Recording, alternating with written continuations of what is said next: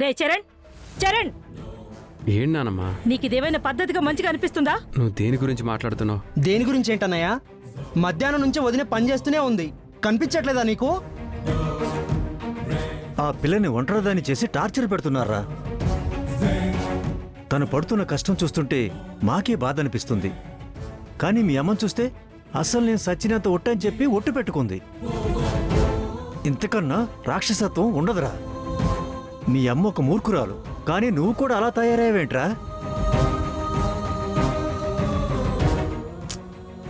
అది నాకు ఇంకా బాధ అనిపిస్తుంది. నేనే మూర్ఖుణ్ణి కాదు నాన్న. ఈ పరిస్థితి తెచ్చుకుంది తను. ఇంట్లో బర్త్డే ఫంక్షన్ పెట్టుకొని ఎవరికో ఒంట్లో బాగాలేదని పోవడం ఏంటి? అది కూడా చెప్పబెట్టకుండా. ఒరేయ్, చెప్పే అవకాశం కుదరలేదని అర్జెంట్ అని వెళ్ళానని చెప్పింది కదా. సరే అన్నయ్య, నీ దృష్టిలో వదిన తప్పే చేసిందనుకో, కానీ దానికి ఇంతలా శిక్షించాలా? పాపం అనిపించట్లేదు?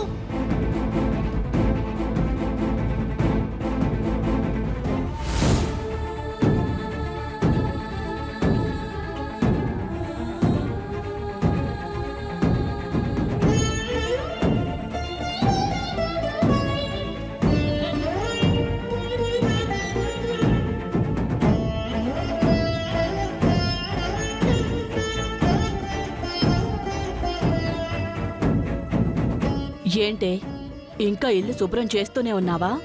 అయిపోవచ్చింది అత్తయ్య. అది కనపడుతూనే ఉంది.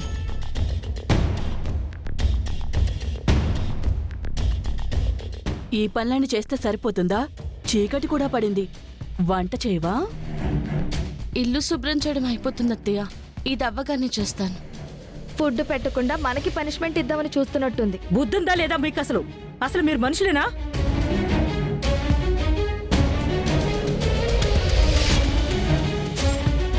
మనిషి పుట్టుకు పుట్టారు, మనిషి లక్షణాలు ఒక్కటి కూడా లేవు.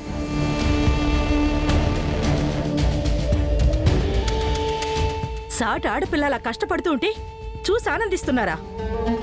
ఆడపుట్టుకు పుట్టారు, కనీసం వంట కూడా చేసుకోలేరా? ఏ మేమేమైనా చేయమన్నామా ఏంటి? అత్తయ్య గారు దానికి పనిష్మెంట్ ఇచ్చారు. ఇప్పుడు మేం వెళ్ళి వంట చేస్తే ఆవిడ మాట జవదాటినట్టు అవ్వదా?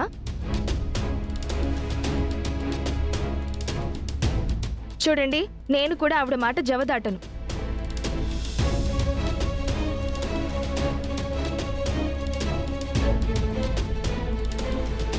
పోనీ నేను వంట చేయనా? ఏంటి, నువ్వు వంట చేస్తావా?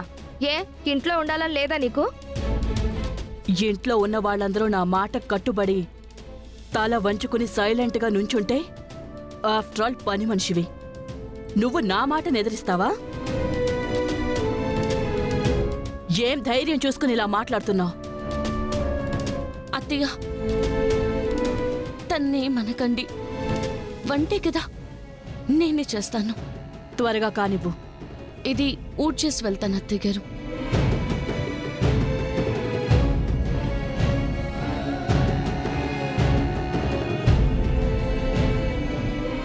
నేను చేస్తానులే బామ్మ, నేను చేస్తానులే. మీరు వెళ్ళండి, వెళ్ళండి.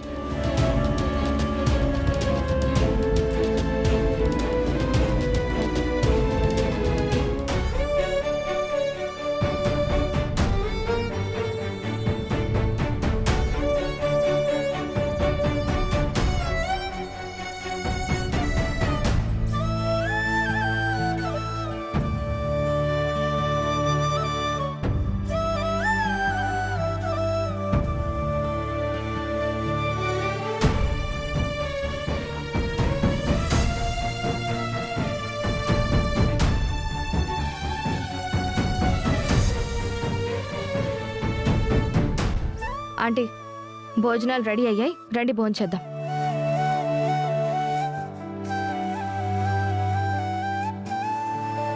రండి భోంచేద్దురు గాని.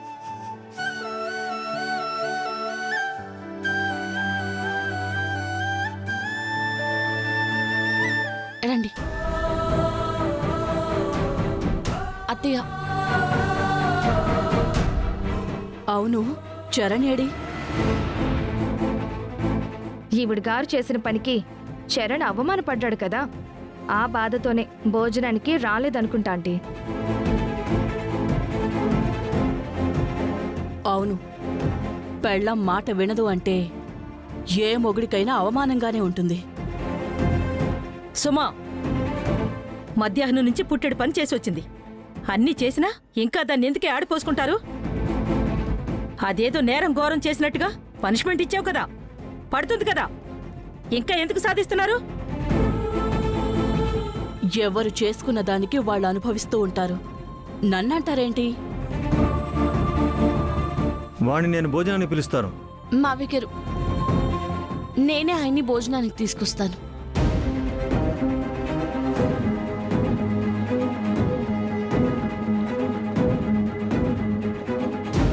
ఈవిడి గారు వెళ్ళిపోయి వచ్చేమంటే చరణ్ వచ్చేస్తాడా? చచ్చినా రాడు. నువ్వు నేను పిలిచిన వస్తాడేమో గాని అది పిలిస్తే మాత్రం అస్సలు రాడు. వదిన పిలిస్తే రాలేదు కానీ వండి పెడితే తినడానికి మాత్రం బాగా వస్తారు.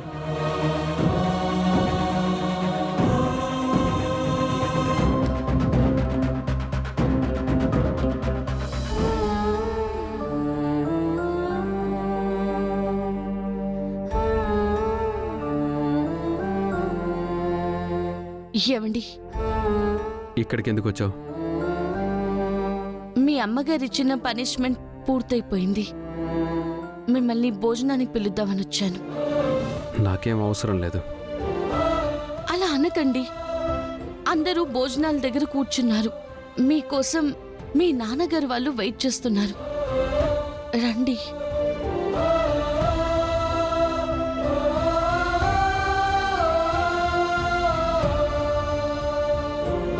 ఇంత చేసినా మీకు నా మీద కోపం పోలేదా? అసలు నీ మీద నాకు కోపం కలిగేలా చేసింది ఎవరు? నువ్వు కదా. నేను పార్టీలో లేకపోతే మీరింతలా హర్ట్ అవుతారని నేను ఎక్స్పెక్ట్ చేయలేదండి. ఎందుకంటే నేను లావుగా ఉంటాను కదా. చుట్టాలందరి ముందు వాళ్ళని పరిచయం చేయాలంటే మీరు ఇబ్బంది పడుతూ ఉంటారు. నేను అలాగే ఆలోచించాను. అవతల వాళ్ళ ప్రాణాలు ముఖ్యమని వెళ్ళిపోవాల్సి వచ్చిందండి. అంతేకాని మిమ్మల్ని బాధ పెట్టాలని కాదు, అవమానించాలని కాదండి. నువ్వు చెప్పే మాటలు కన్విన్సింగ్ గానే ఉంటాయి, కానీ నీ మాటలకు నేను కన్విన్స్ అవ్వను. అయ్యో ప్లీజ్ అండి, భోజనానికి రండి. నేను రానని చెప్తున్నాను కదా, ఎందుకలా ఫోర్స్ చేస్తున్నావు? అత్తయ్య గారు విన్నారు కదా సౌండ్, అది మ్యాటర్. అసలు వాడికి కాదు, దీనికి బుద్ధి లేదు. అదేంటమ్మా అలా అంటున్నావు? లేకపోతే ఇదేదో బోడి పనిష్మెంట్ అని చెప్తే ఒక ఆడపిల్ల అన్ని పనులు చేసుకుంటూ వచ్చింది కదా. ఇంత చేసి వండి వార్చి ఇక్కడ పడేసి మీ చావు మీరు చావండని ఇంత పిండాకుడు పడేసి పోయి రెస్ట్ తీసుకోకుండా ఇప్పుడు భోజనం చేయమని వాడిని బ్రతిమలాడుతుంది.